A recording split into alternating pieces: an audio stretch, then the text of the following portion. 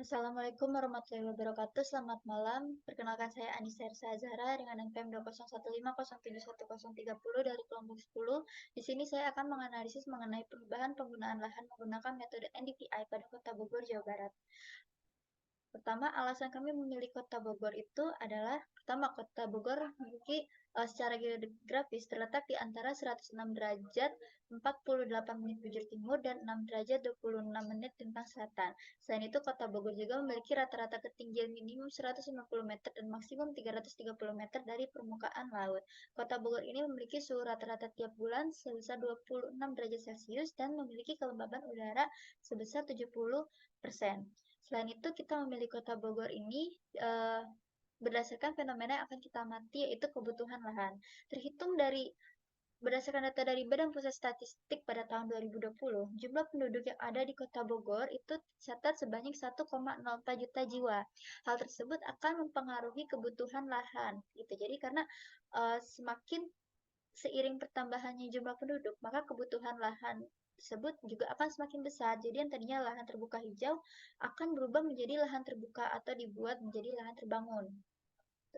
Selanjutnya, pemetaan perubahan lahan ini sendiri, kami mengambil data series dari tahun 2014, 2016, 2018, 2020, dan 2022 menggunakan metode NDVI.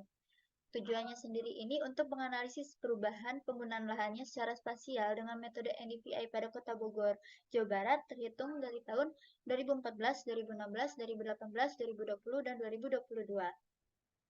Selanjutnya saya akan menjelaskan mengenai NDVI. NDVI ini sendiri itu merupakan salah satu metode yang digunakan untuk menganalisis indeks vegetasi dari suatu kerapatan suatu vegetasi di suatu wilayah. Jadi NDVI ini sendiri merupakan metode dasar yang sering digunakan untuk membedakan objek vegetasi atau objek lahan hijau dengan objek lainnya yang selain vegetasi. Tuh. Untuk data citranya sendiri kami mengambil data citra dari Landsat 8. Alasannya adalah karena Landsat 8 ini memiliki beberapa keunggulan. Di antaranya itu Landsat 8 memiliki keunggulan terkait spesifikasi dari band-band yang dimiliki maupun panjang rentang spektrum gelombang elektromagnetik yang ditangkap. Untuk waktunya sendiri ini, penelitian ini mengambil data citra series dengan tahun 2014, 2016, 2018, 2020, dan 2022 bertepatan di Kota Bogor, Jawa Barat.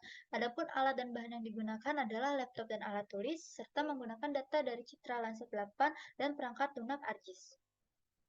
Untuk metodenya sendiri ini, kami menggunakan metode NDVI berbasis sistem informasi geografis dan penginderaan jauh.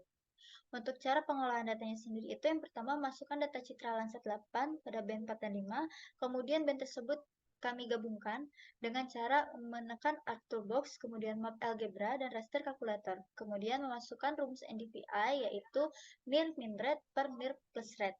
Kemudian klik data sesuai dengan daerah yang dipilih. Pada penelitian kami ini memilih daerah Kota Bogor. Jadi kita mengklik Kota Bogor tersebut. Lalu ubah klasifikasinya sesuai dengan ketentuan NDVI. Setelah selesai, layout peta tersebut sesuai dengan kode pemetaan.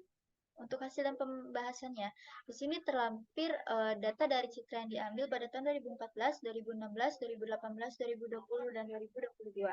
Lalu kemudian ini ada hasil peta pada tahun 2014, ini ada hasil peta pada tahun 2016, di sini ada hasil peta pada tahun 2018, lalu ada hasil peta pada tahun 2020, dan ada hasil peta pada tahun 2022.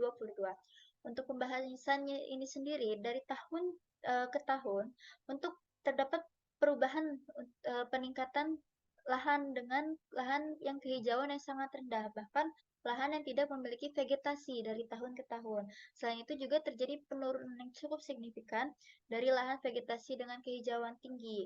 Hal tersebut disebabkan oleh terjadinya perubahan alih fungsi penggunaan lahan dari yang tadinya lahan hijau menjadi lahan terbuka atau lahan terbangun.